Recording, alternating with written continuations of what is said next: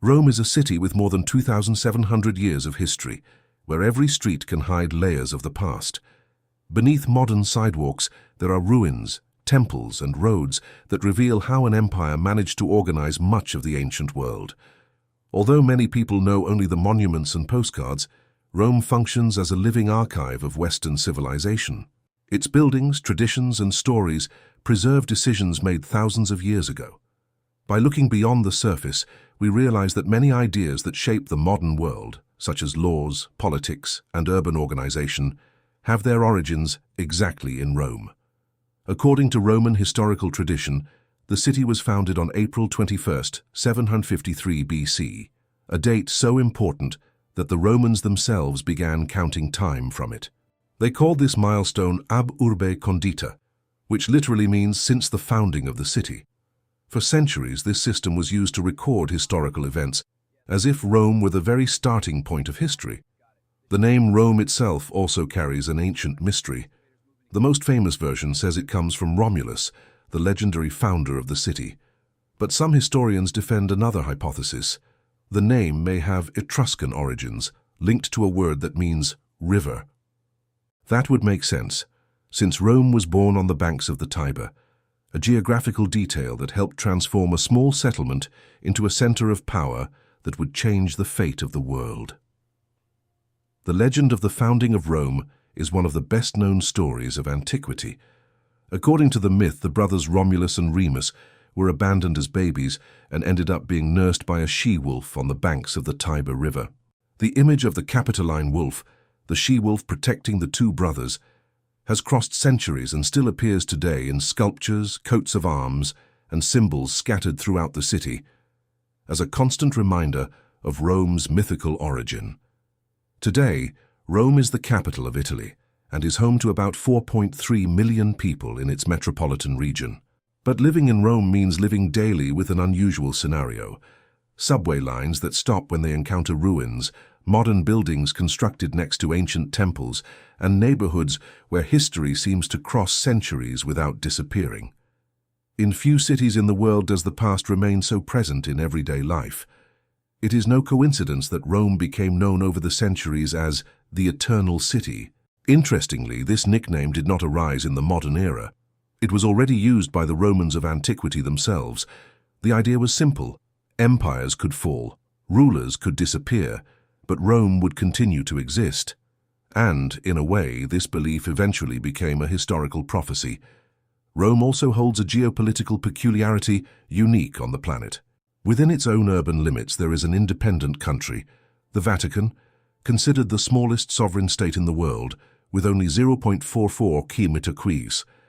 This small area concentrates the center of the Catholic Church and one of the most valuable cultural heritages of humanity, creating a rare situation where a capital literally hosts another country inside it. Walking through Rome is, literally, walking over history. The city is home to more than 900 churches and about 280 monumental fountains, in addition to thousands of small public fountains scattered throughout the streets. In many neighborhoods, monuments from different eras coexist side by side. Temples from antiquity, Renaissance palaces, and modern constructions. It is as if each century had left a visible layer of the city itself. Because of this enormous amount of history buried in the ground, there is a curious rule in Rome. It is illegal to begin any construction excavation without archaeological supervision. The reason is simple. Almost every hole opened in the city has the potential to reveal an ancient ruin. Over the decades, subway projects and modern buildings have already uncovered temples, roads, and houses more than 2,000 years old. Among all the constructions that survived time, few are as impressive as the Colosseum, the largest amphitheater ever built in history. The work began in the year 72 AD during the reign of Emperor Vespasian and was completed only 8 years later. For a structure of that size, capable of receiving tens of thousands of people, this represents an engineering feat that still intrigues historians. When it was completed, the Colosseum could receive up to 80,000 spectators. The seating areas were organized in a strictly hierarchical way.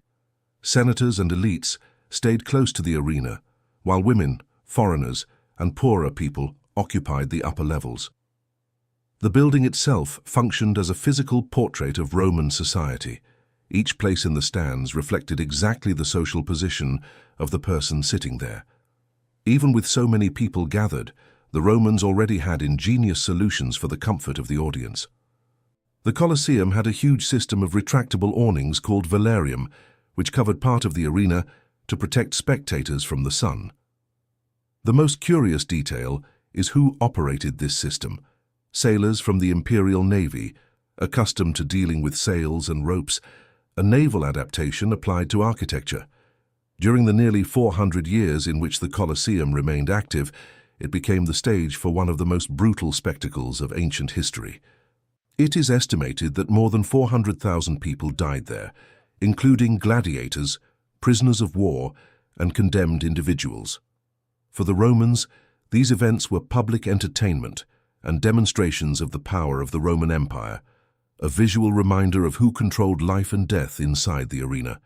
Another monument that still challenges modern engineers is the Pantheon, rebuilt between 113 and 125 AD during the reign of Emperor Hadrian. Its enormous dome has a diameter of 43.3 meters, exactly the same height from the floor to the top, creating a perfectly proportional space. For more than 1,300 years, no other construction in the world managed to surpass this architectural feat. Even today, engineers still debate how the Romans managed to build that gigantic dome without modern technologies. The secret was in Roman concrete, mixed with materials of different densities. At the base, they used heavier stones. At the top, lighter materials such as pumice stone. This variation reduced the weight of the structure and distributed the pressure better, an ingenious solution that kept the building intact for almost 2 millennia. At the center of the Pantheon's dome, there is a circular opening called the oculus, about 9 meters in diameter. It is the only source of natural light in the building. Curiously, when it rains, water enters directly through the hole. To solve this, the Romans designed the floor with a slight slope and small, almost invisible drains, a simple detail that shows the level of planning in Roman engineering. Centuries after ancient Rome, the city continued creating symbols that became part of world culture. One example is the Trevi Fountain, inaugurated in 1762 and considered the largest Baroque fountain in Rome. With 26 meters in height and 49 meters in width, it occupies almost the entire facade of a palace. But what truly made the fountain famous was not only its architecture, but also a curious tradition that emerged there. According to popular tradition, anyone visiting the Trevi Fountain should throw a coin into the water, using the right hand over the left shoulder. It is said that 1 coin guarantees a return to Rome, 2 coins bring a new love, and 3 coins mean marriage. Every day, thousands of tourists repeat this ritual, often without imagining the unexpected destination those coins eventually have. All this tradition generates a curious effect. The Trevi Fountain collects about 1.5 million euros per year in coins. Every day, workers collect the money accumulated at the bottom of the fountain. Instead of staying with the city administration or becoming a tourist attraction, the amount is destined for charitable institutions, helping social programs and food distribution in the city itself. Some customs of ancient Rome seem strange today. A curious example is that the Romans used urine to wash clothes. The explanation is chemical. Urine contains ammonia, a compound that functions as a cleaning agent. For this reason, pots were placed in the streets to collect it. Emperor Vespasian even imposed taxes on this trade, origin of the famous phrase pecunia non olet, money does not smell. Despite the popular image, gladiators did not always fight to the death. Most of the time, combat ended when one of the fighters surrendered. This happened for a practical reason. Gladiators were expensive athletes to train, feed, and maintain. Killing an experienced fighter meant losing a valuable investment. Therefore, many battles ended with decisions from the audience or the organizer of the spectacle. Another silent legacy of Rome is present in the calendar we use every day. In 46 BC, Julius Caesar introduced the Julian calendar, which completely reorganized the counting of time in the Roman world. Centuries later, it would be adjusted and transformed into the Gregorian calendar, used today on almost the entire planet. Even the names of the months carry this heritage. July comes from Julius Caesar, and August from Augustus. The Romans also had curious superstitions in everyday life. It was believed that sneezing could be a bad omen, something that required divine protection. For this reason, there was a common expression among the Romans, Jupiter te serve, which means, may Jupiter protect you. In a way, this reaction crossed the centuries and survives today when someone responds to a sneeze with a simple, bless you. Among the many Roman advances, one of the most surprising is the resistance of Roman concrete. Structures almost 2,000 years old still remain intact, including in submerged ports in the Mediterranean Sea. Recent research indicates that salt water, over time, reacted with the minerals of the concrete and ended up strengthening the structure, something that modern concrete rarely manages to reproduce. Another gigantic legacy of Rome lies in Roman law. In the 6th century, Emperor Justinian ordered centuries of laws to be organized and codified in the so-called Corpus Juris Civilis. This set of texts became the basis of legal systems adopted in more than 150 countries, including Brazil. Many legal concepts that seem modern, contracts, property, and citizenship, have direct roots in this system. Rome also profoundly transformed architecture. Elements such as arches, vaults, and the advanced use of concrete were developed and perfected by the Romans, allowing the construction of aqueducts, bridges, and gigantic buildings. Centuries later, these same principles inspired architectural styles of the Renaissance and Neoclassicism, showing that many modern cities still follow ideas that were born in Roman engineering. The influence of Rome also appears in the languages we speak today. Latin, the official language of the Roman Empire, directly gave rise to several modern languages called Romance languages, among them Portuguese, Spanish, French, Italian, and Romanian. Together, these languages are spoken by more than 1 billion people, which means that, in a way, the voice of Rome still echoes daily throughout the world. Many political ideas we use today were also born in Rome. Concepts such as republic, senate, veto, and citizenship were developed within the Roman political system and influenced several modern democracies. Even after the fall of the Roman Empire, these principles continued to be studied and adapted over the centuries, showing how decisions made more than 2,000 years ago still shape the organization of today's governments. Today, Rome continues to be one of the most visited destinations on the planet. The city receives about 35 million tourists per year, attracted by its unique combination of history, art, and culture. Walking through Rome means encountering monuments that have crossed centuries almost intact. But for those who observe carefully, each visit reveals something beyond the famous ruins. Small clues of how the past still shapes the city. Within the city itself, there is one of the most visited museum complexes on the planet, the Vatican Museums. Every year, more than 6 million people pass through its galleries to see works that span millennia of history. What is impressive is the scale of the place.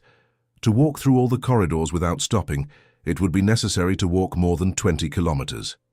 Rome is also famous for its fountains spread throughout the city. There are more than 280 monumental fountains, in addition to thousands of small public fountains called nasoni, used to drink fresh water directly from the streets. Many of them have been functioning for decades without interruption. For residents and tourists, these fountains seem to be just part of the urban landscape, but they reveal a much older Roman tradition connected to water engineering. Among the culinary traditions of Rome, one dish gained worldwide fame, carbonara. Curiously, many historians believe that the recipe emerged only in the 20th century. One of the most popular theories says it appeared after World War II, when American soldiers brought eggs and bacon in their rations. Even so, Romans firmly defend one rule: authentic carbonara never includes cream. When we think of Rome, we usually imagine ruins, ancient columns, and gigantic monuments. But the true influence of Rome is not only in the stones that survived time, it is in the ideas. In the calendar we use every day, in the laws that organize entire societies, in the architecture that shapes modern cities, and even in the words we speak without realizing it. Rome did not disappear with the end of the Roman Empire. It simply spread throughout the world. And perhaps that is why walking through Rome causes a strange feeling in so many visitors. It is as if the past were always right there. observing the present. So the next time you visit a historic city, or even your own city, try to pay attention to the details. Because sometimes what seems to be just history is still shaping the world today. If you like discovering curiosities about cities, cultures, and the secrets hidden behind the most famous places on the planet, subscribe to the channel. And tell me in the comments, which city in the world do you think holds the most surprising secrets?